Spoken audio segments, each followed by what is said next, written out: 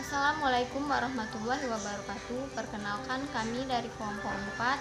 Saya sendiri sebagai ketua kelompok Adelia Kusumastuti.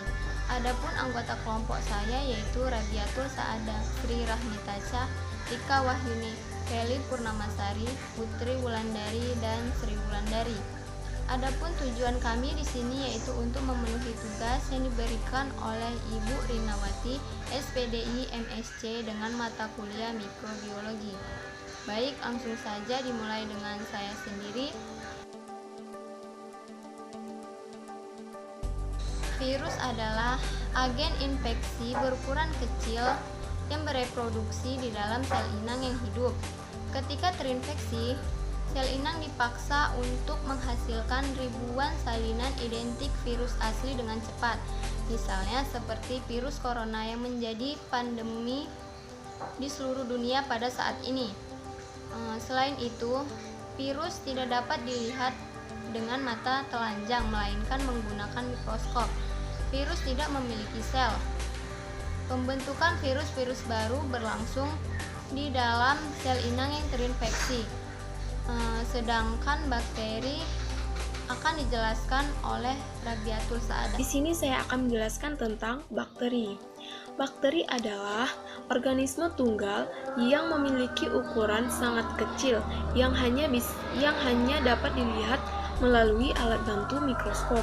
Struktur bakteri. Bakteri memiliki struktur terdiri dari cincin DNA yang dikelilingi oleh mesin seluler. Penutup. Bakteri ditutupi oleh sebuah dinding sel di mana dinding sel tersebut terdiri dari polisakarida, lipid, dan protein. Ukuran. Bakteri memiliki ukuran lebih besar daripada virus, yaitu bandingannya 100 kali virus. Bentuk. Bakteri memiliki 3 bentuk, yaitu seperti bentuk bola atau kukus, yang kedua batang atau basil, dan yang ketiga spiral atau spirella. Jenis bakteri. Bakteri adalah jenis organisme antar sel. Bakteri bereproduksi melalui pembelahan biner, di mana bakteri dapat dibagi menjadi 2 bagian sel. Hanya ini yang dapat saya jelaskan. Saya akhiri. Assalamualaikum warahmatullahi wabarakatuh. Baiklah, sebelumnya perkenalkan, nama saya Sri Rahmitasyah. Saya akan melanjutkan materi dari teman saya.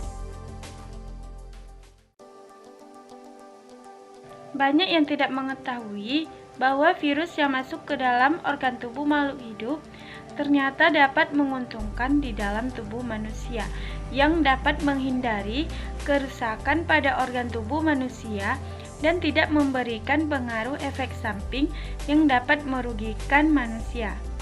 Adapun keuntungan dari virus, yang pertama itu virus dapat membuat vaksin, yang kedua pembuatan pelawan racun atau antitoksin, yang ketiga itu virus dapat menjadi pelemahan bakteri, dan yang keempat pemanfaatan virus dalam dunia kedokteran.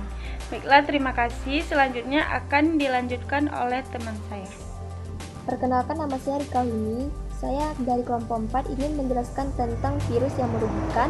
Kali ini saya akan menjelaskan virus yang merugikan pada tubuh manusia. Ada beberapa sih, tapi saya ingin menjelaskan sedikit saja ya. Yang pertama ada penyakit hepatitis. Penyakit ini diakibatkan karena bengkaknya hati sehingga empedu mengalir ke seluruh tubuh. Yang kedua ada penyakit rabies yang menyerang bagian otak dan saraf dan sistem saraf. Yang ketiga ada mata belek yang disebabkan oleh virus yang terjadi pada bagian mata.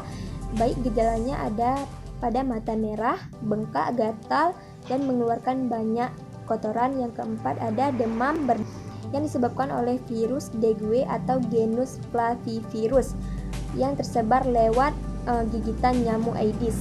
Dan yang selanjutnya ada juga pada penyakit influenza, cacar air, dan banyak penyakit lain.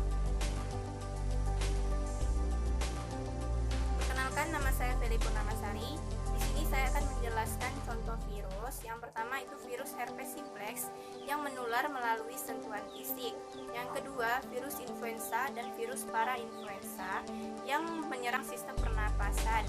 Yang ketiga virus dengue yang disebarkan oleh segala penghisap darah. Yang keempat itu adalah sitomegalovirus, bisa ditemukan secara vertikal dari ibu hamil ke janin yang sedang dikandungnya.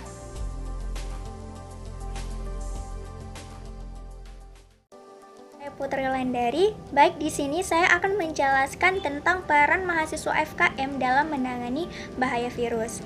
Dalam penanganan masalah kesehatan terdiri dari 4 tingkatan, yaitu yang pertama ada promotif, yaitu mempromosikan kesehatan. Yang kedua itu ada preventif, yaitu pencegahan. Yang ketiga ada kuratif, yaitu pengobatan, dan yang keempat ada rehabilitatif, yaitu pemulihan.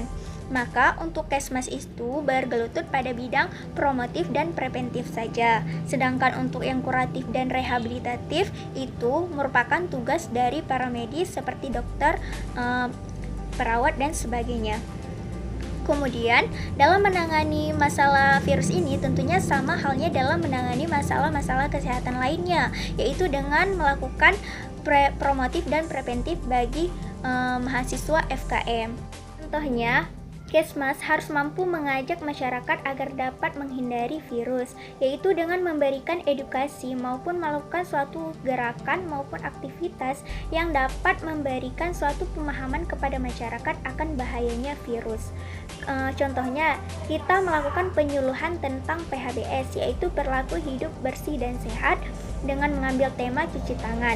Maka kita akan melakukan penyuluhan kepada masyarakat atau turun langsung kepada masyarakat agar mau melakukan cuci tangan yang benar. Maka kita akan mengarahkannya dulu terlebih dahulu agar dapat memberikan informasi kepada mereka tersebut. Kemudian cara mempromosikannya itu bisa dapat dilakukan dengan penyuluhan, yaitu secara langsung ataupun lewat media, baik media elektronik, media cetak seperti poster, stiker, dan sebagainya. Maka Kesmas ini hanya berperan pada preventif dan promotif saja. Terima kasih. Perkenalkan, nama saya Sri Wulandari. Saya akan melanjutkan peran Kesmas dalam menangani virus. Contoh lainnya dapat kita lihat pada saat sekarang ini, yaitu dalam menangani pandemi COVID-19. Selain dokter dan perawat yang berperan, Kesmas tentunya juga sangat berperan aktif dalam menekan penyebaran virus yang semakin mewabah, yaitu dengan memberikan edukasi ataupun pemahaman kepada masyarakat tentang virus corona tersebut, guna agar masyarakat menjaga keseimbangan proses bibit penyakit, berjamu, lingkungan. Hal ini tentunya berguna untuk masyarakat dalam menanggulangi dengan cara meningkatkan daya tahan tubuh dan menjaga lingkungannya. Contoh kecil yang bisa dilakukan oleh masyarakat tersebut ialah memakai masker sebelum berpergian dan mencuci tangan setelah dan sebelum melakukan pekerjaan. Karena pada hakikatnya mencegah lebih baik daripada mengobati. Disinilah peran Kesmas dalam menjaga orang sehat agar tetap sehat. Karena sekarang masyarakat sangat mudah dalam mengakses semua informasi-informasi yang berkenaan dengan COVID-19. Sekian, terima kasih.